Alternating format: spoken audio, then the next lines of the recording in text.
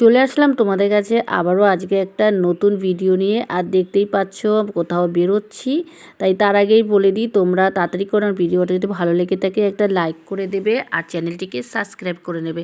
তো আমরা যাচ্ছি তারকেশ্বর, আমার দিদির বাড়ি। অনেক দিন ধরে যাওয়া হচ্ছে না, মানে অনেক দিন ধরে না, মানে একটা বছর হয়ে গেছে দিদির বাড়িতে যাই না। তো তাই ভেবেছি চলো এখন যাওয়াই যাক, কারণ মানুষের তো কাজের কোনো শেষ নাই। এখন একটু কাজের মধ্যে ব্যস্ত আছি, মনটাও খুব খারাপ আছে, তাই গিয়ে একটু ঘুরে আসি দুদিনের জন্য। তাই আমি আর আমার ছেলে মিলে বেরিয়ে পড়লাম দিদির বাড়িতে। তো দিদির বাড়িতে এসে খাওয়া দাওয়া হয়ে গেছে, এটা পরের দিনের ভিডিও। আগের দিন বিকেলে এসেছিলাম, তো আজকে আবার সারাদিন থেকে আবার আমরা বিকেলবেলা বেরিয়ে যাব, কারণ আমরা থাকতে পারবো না বেশিক্ষণ, কারণ কাজ আছে, ছেলের স্কুল আছে, সেটা রেখেই তারপর আসতে হয়েছে। তো সকালের খাওয়া দাওয়া খেয়ে তারপরে আমরা আবার একটু বেরিয়ে পড়লাম দিদিদের আশেপাশটা ঘুরতে। তো দেখতেই পাচ্ছ কত সুন্দর জায়গাটা।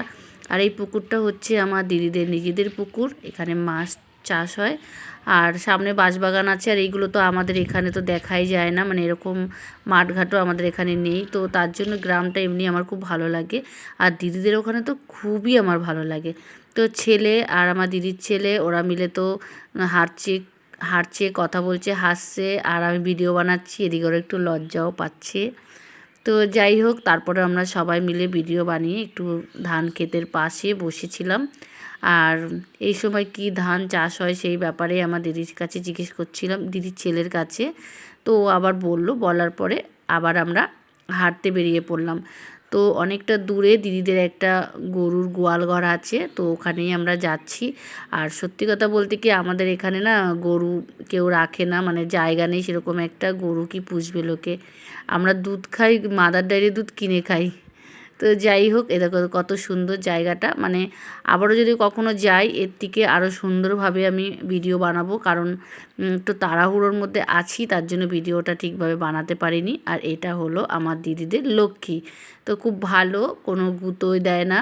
আর আমার ছেলে আদর করলো, আমার দিদির ছেলে আদর করলো, আদর খেয়ে তারপর ওখান থেকে আমরা আবার বেরিয়ে পড়লাম। বেরিয়ে আবার দুপুরের খাওয়া দাওয়া করে আবার বিকেল টাইমেই বেরোতে হবে, কারণ বাড়ি আস্তে আস্তে সন্ধ্যা হয়ে যায়। ট্রেন ঠিকঠাক যদি সময় না পাই তাহলে তো অনেকটাই লেট হয়ে যায়, ঘন্টায় ঘন্টা ট্রেন। তো চলো খুব তাড়াতাড়ি তোমাদের সাথে আমি আবারও একটা ভিডিও নিয়ে আসব। আর আমার ভিডিওটা কেমন লেগেছে অবশ্যই একটা কমেন্ট করো। আর এটা আমার দিদি, আর এই যাচ্ছি ধান জমির মধ্যে দিয়ে, দেখো কত সুন্দর লাগছে। আমার তো ভীষণ ভালো লাগে দিদি বাড়ি এখানে বেড়াতে আসতে। তোমাদের কার কার গ্রাম ভালো লাগে একটু কমেন্ট করে বলো।